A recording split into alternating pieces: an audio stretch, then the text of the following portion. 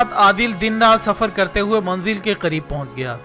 अभी वो कबीले की बस्ती से कुछ दूर ही था कि इसको एक शख्स मिला जो मेहरबान, खूबसूरत, मिलनसार और बाइखलाक था। आदिल को वो शख्स बहुत अच्छा लगा और इस आदमी ने आदिल से शाइस्ता लहजे में पूछा कि आप कौन हैं और कहाँ जा रहे हैं। इस पर आदिल ने कहा कि मैं मुसाफिर हूँ, यमन से आया हूँ, रात इसी बस्ती में गुजार कर सुबह आगे चला जाऊंगा। इस पर इस आदमी ने कहा कि मेरा घर भी इसी बस्ती में है, अगर आप मुझे शर्फ मेज़बानी बख्शें तो मुझे बड़ी खुशी होगी। दोस्तों, आदिल ने यह सोचकर इसकी दावत कबूल कर ली कि शायद इस आदमी से हातिम के बारे में कुछ मालूम हो सके, लिहाजा वो इसके साथ ही इसके घर आ गया। घर आकर इस आदमी ने रात भर आदिल की मेहमान नवाजी की और सुबह भी आदिल को पुरतकल्लुफ नाश्ता करवाया और इसके बावजूद भी इससे माजरत की कि वो इसकी मेहमान नवाजी ठीक तरह से नहीं कर सका, जिसके लिए वो शर्मिंदा है। नाज़रीन इकराम, आदिल इसकी आजी और इसकी खुश इखलाकी से बहुत मुतासिर हुआ।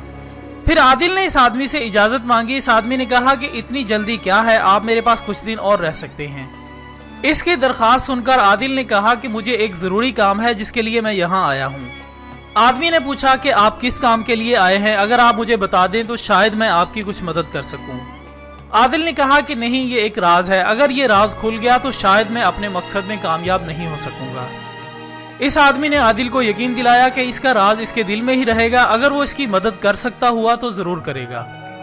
आदिल ने सोचा कि ये इतना अच्छा और आला इखलाक का मालिक है, जो कह रहा है वो सच ही होगा।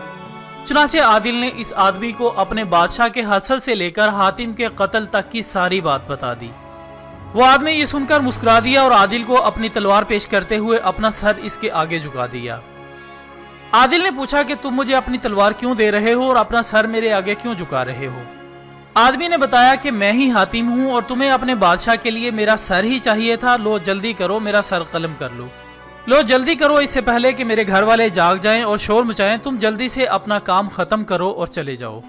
नाजरीन, अब तो आदिल बहुत शर्मिंदा हुआ कि वो कैसे किसी ऐसे इंसान को मार सकता है जिसने इसके साथ इतना अच्छा सलूक किया हो। इसने हातिम से माफी मांगी और वापस अपने वतन लौट आया। बादशाह ने जब इसे खाली हाथ देखा तो पूछा कि तुम नाकाम वापस क्यों लौटे हो। आदिल ने कहा कि ए बादशाह, अगर आप चाहें तो मुझे मेरी इस नाकामी पर कत्ल करवा दें, मुझे परवाह नहीं, मगर पहले मेरी पूरी बात सुन लें। बादशाह ने आदिल को पूरी बात बताने की इजाजत दे दी।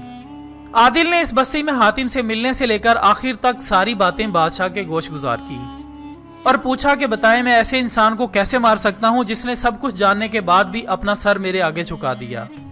अब बादशाह को समझ आ गई थी कि क्यों लोग हातिम की सखावत की इतनी तारीफ करते हैं, लेकिन अब की बार बादशाह को हातिम ताई से जरा भी हसद महसूस नहीं हुआ।